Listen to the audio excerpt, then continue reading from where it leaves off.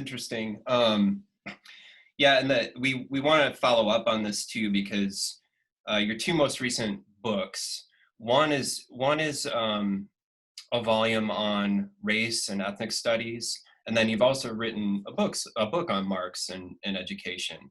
And some might see tensions between the Marxist tradition and sort of contemporary analysis of race and racism. And so we're wondering a bit how you modify or expand, we're wondering how you navigate those tensions, and then also how you kind of, what do you draw on to sort of modify and expand the Marxist tradition?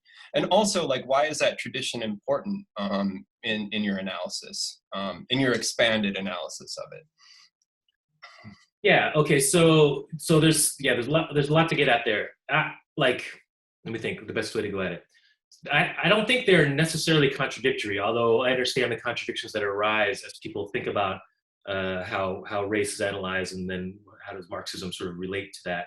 But that's because I think there's a pretty wide and varying conceptualization around how do we understand race and racism and sort of attack it, right? Everything from liberal notions, to CRT, and I think where I've some of the best work I've seen might be sort of like the work of Robin D.G. Kelly and his discussion of racial capitalism. And so you're seeing some of these, for lack of a better term, sort of a marriage of trying to bring in these race analyses with more Marxist and socialist analyses of capitalism and getting, bringing them together.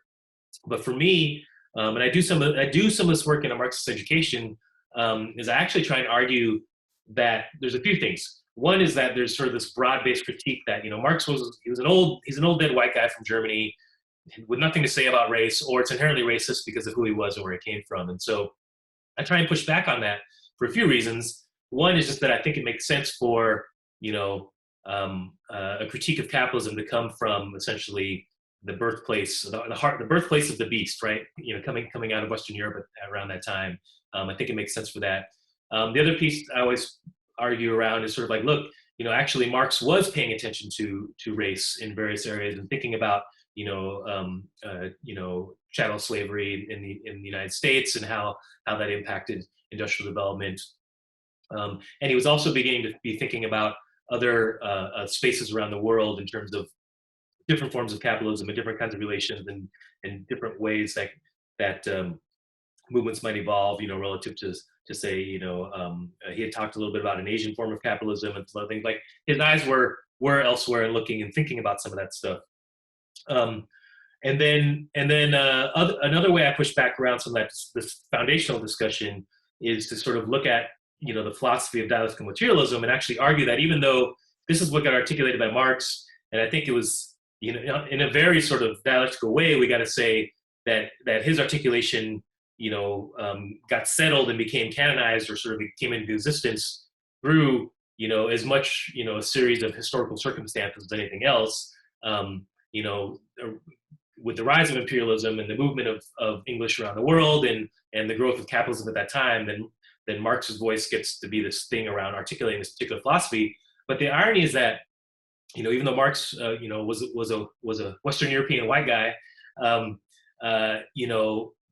dialectical materialism and the philosophy he was articulating, through his analysis was actually in direct contradiction to a lot of the major philosophical stands of the time coming out of Western Europe. Like it's anti-positivism and anti-empiricism, right? It's actually much more aligned with Eastern philosophies around contradiction and motion and process, right? And so part of what I do in the book is kind of pull on some of that and say, look, there's a bunch of Chinese traditions that also are very much dialectical in how they frame things, and there's Aztec traditions that also see the world in these particular ways. And then even I think there's some argument to be made that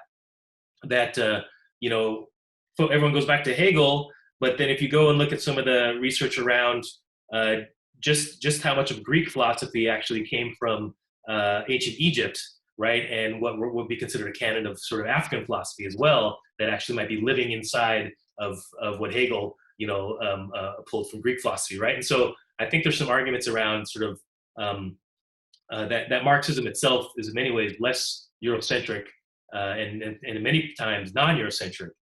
than folks actually have portrayed it to be. And so on a very fundamental level, I try and work through some of that stuff, and then I also pull on some more recent things, like for instance, Coulthart's work. And Coulthart is a Native American scholar who basically argues, he sort of helps re-understand primitive accumulation, right? Typically when folks use Marxism to think about primitive accumulation, there's that word primitive in there for one, and all the implications of that in terms of like racism and stages and advancement, things like that. But folks tend to put that raw accumulation of materials as being something that happened in the past, like it's way over here and we're here in the now, and that's what happened then. Coulthart, basically thinking through settler colonialism as a process, not just as a thing that happened, but as something that's ongoing, actually argues that primitive accumulation is an ongoing process that's maintained through the settler colonial state, right? So it's a really interesting way of sort of taking into account, colonization and thinking about, racialization of Native Americans and sort of the state of Native America and the state of modern capitalism, but then seeing, but still using all that to make sense in a Marxist sense around resource, resource extraction and the maintenance of capitalism now. And then another scholar that I'm drawn on lately to think about a lot of this stuff, and I haven't written about this is, but I'm going to, is Aiko Day, who's really a cultural theorist, but Aiko has a great book called Alien Capital, and she's a Asian Canadian scholar, and she does an amazing job around sort of rethinking, or how do we understand, for instance, Asian Americans relative to Native folks and Black folks, in the Americas, and sort of colonialism, and she has a really interesting argument that actually that posits that actually we need to understand both Asian labor and Black labor as alien labor, right? Now, granted, she doesn't equate them.